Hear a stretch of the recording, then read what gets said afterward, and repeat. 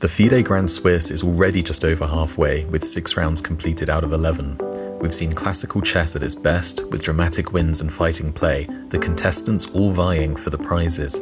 2 coveted spots to the candidates 2026, as well as a share of the $855,000 prize fund across the 2 events. So, at the midway mark, who has the best chances going into the final 5 rounds? In our pre-tournament coverage, we identified the Iranian number 1, Parham Maghsoodloo, as being a potential favourite to do well in the Grand Swiss. Maghsoodloo, who began the tournament seeded 21st of 116 players, has had a fantastic performance to currently be sitting in the sole lead with 5 out of 6. Maghsoodloo had a pretty rough 2024 and start of 2025, but since February he's refocused his mindset and his comeback stronger than before. In round 1, he started off strong with an early win with the black pieces, and then cemented that in round 2 with another win with white. In round 3, he grinded a critical victory over Alireza Firouzja with the black pieces, which Maghsoodloo later said in his interview was a bittersweet victory, taking a point away from his former national teammate. In round 4, he drew against another top seed of the Grand Swiss, the home favourite Uzbek Nodirbek Abdusatorov. In round 5, he managed to take another point away from the ever-creative and dangerous Richard Rapport, and then in round 6 he played another top seed, Arjun Erigaisi, again holding the game to a draw. Maghsoodloo seems to be in magnificent form, which the 25-year-old credits to his wife and to his team. If he maintains this form, he has excellent chances of making it to the candidates. Generally, those in the Grand Swiss who finish on around 7.5 or 8 points usually come first or second, and Maghsoodloo would have very strong tiebreaks if he did come second. With one more win and the rest being drawn, it would be nearly all but determined that at least one of the candidate spots would be going to Maghsoodloo. Sitting just below Maghsoodloo on 4.5 out of 6 are some names that you would expect to be in the mix. For example, Anish Giri and Arjun Erigaisi. Giri has managed to largely steer clear of the top seeds so far, but he's taken chances and played aggressively against weaker opponents.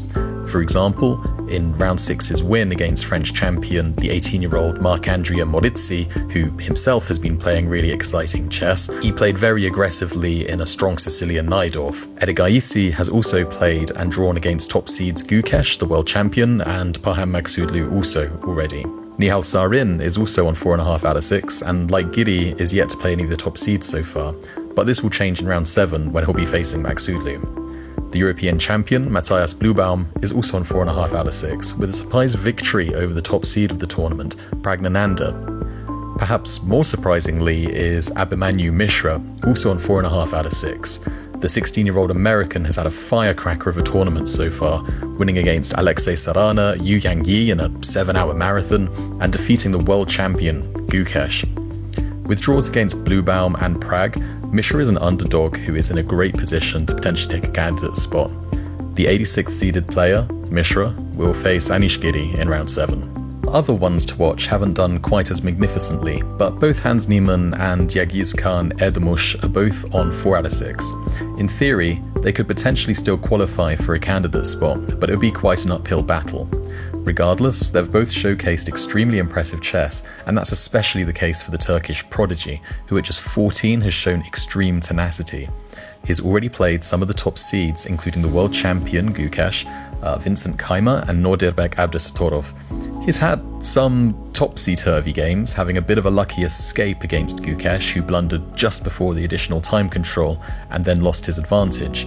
And then in an absolute mammoth of a game against Nodirbek Abdusatorov, which went on for 8.5 hours and 190 moves, a Grand Swiss record, Erdemush again had a bit of a lucky escape. But only being 14, he's already proven his mettle on one of the highest stages of chess against some of the best in the world.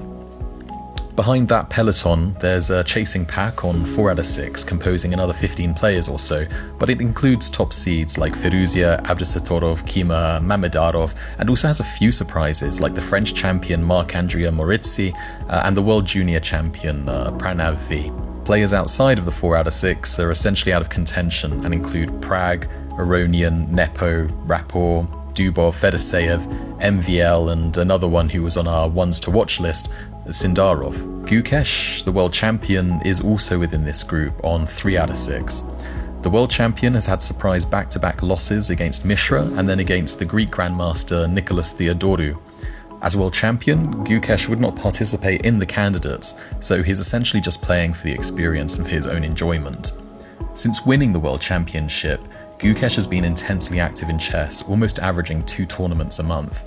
While he surely isn't happy with the tournament he's having, nevertheless it's refreshing for the world champion to show his clear appreciation and enjoyment of classical OTB chess.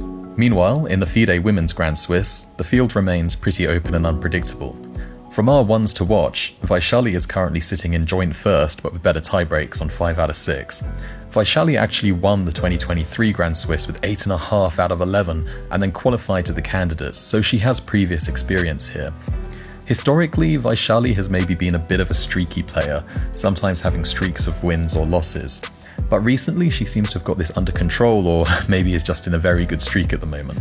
For example, at the Women's World Cup, she was narrowly edged out by Tan Zhongyi in the 3rd place playoffs, and she had a disappointing but within her performance range within Norway chess. In the Women's Grand Swiss, she's drawn against Katarina Lagno, who is the 4th seed, as well as against Dinara Wagner, who's been performing well. Importantly, she took a point from Ulvia Fatilayeva, who despite being the 33rd seed has been performing very strongly. She's also scored wins over the Uzbek Tokay Janova, the Dutch Aline Robers, and Olga Bedelka. Meanwhile, Lagno is also on 5 out of 6, with wins against Umida Omanova, Ksenia Balabayeva, Yuxin Song and Dinara Wagner, and draws against the candidates' 2024 players Nurgil Salimova and Vaishali.